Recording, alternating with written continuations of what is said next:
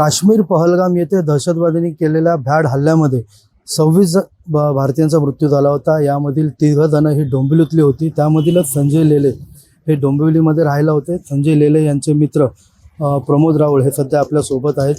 सध्या भारताने काल मध्यरात्री सुमारास पाकिस्तानवर एअर स्ट्राईक केला आहे. पाक व्यक्त काश्मीरमधली 9 ठिकाणी हा हल्ला झालेला आहे. आपल्यासोबत आता राहुल पण आहेत.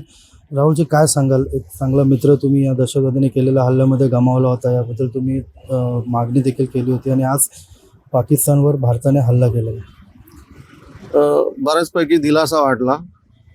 मला पण वाटला, त्या कुटुंबाला पण दिलासा मिळाला असेल. ते 26 जणांचे कुटुंब आहेत त्यांना.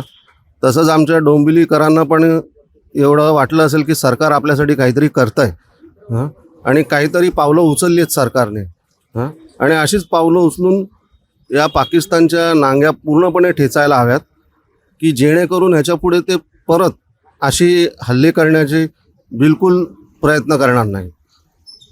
लेले खूप चांगले मित्र होते तुमचे. त्या हल्ल्यामध्ये त्यांना आपला प्राण गमावा लागला आणि आज भारताने त्या दहशतवाद्यांच्या एकूण तब्बल 9 ठिकाणी हल्ला केला आहे. ज्या ठिकाणी दहशतवादी घडवले जात होते, तयार केले जात होते, अशाच ठिकाणावर हल्ला केला आहे. काय म्हणेल?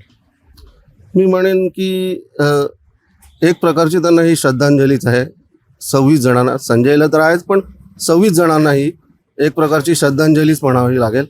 कारण काहीतरी केलं सरकारने. आतापर्यंत फक्त सरकार हे करू ते करू बोलत होतं, पण आता जे केलं आहे ते एकदम उत्तम केलं आहे की ह्याच्या पुढे ते कधी काही विचार करतील गोष्टी करताना.